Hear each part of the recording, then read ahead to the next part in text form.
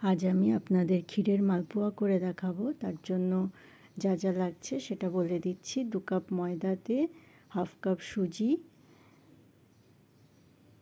1 চামচ মৌরি, 1 চামচ নুন,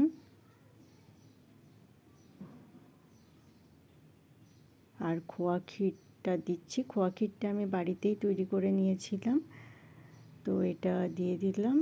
এটা এবার জল দিয়ে মিক্স করে নেব।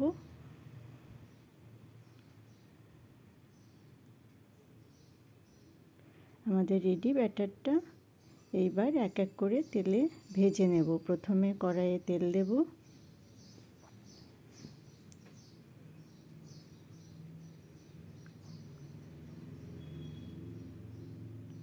আচ্ছা এবার এক এক করে ভেজে নেব। এটাকে লো ফ্লেমে ভাজতে হবে যাতে ভেতরের কাঁচা ভাবটা না থাকে।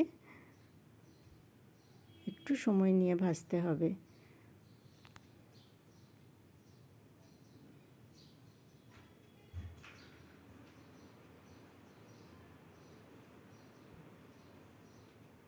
আর একটাও আমি আপনাদের ভেজে দেখাচ্ছি।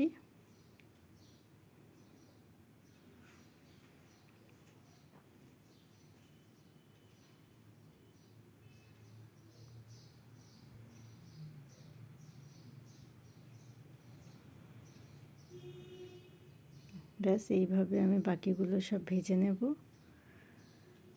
আমার ভাজা হয়ে গিয়েছে। এখানে আমি একটা কথা বলে রাখি যে গুড়ের শিরা আমি বানিয়েছিলাম, নলেন গুড়ের শিরা, সেটা আমি আগে থেকেই বানিয়ে রেখেছিলাম। 1 কাপ গুড়ের সাথে আমি 1/2 কাপ জল দিয়ে শিরাটা বানিয়ে নিয়েছিলাম। এবার এই শিরাটা মালপোয়ার মধ্যে ঢেলে দেব।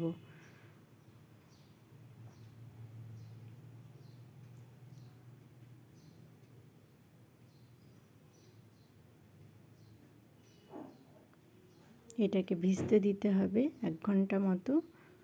একটা প্লেট দিয়ে ঢাকা দিয়ে আমি 1 ঘন্টা রেখে দেব। ব্যাস রেডি আমাদের ক্ষীরের মালপোয়া।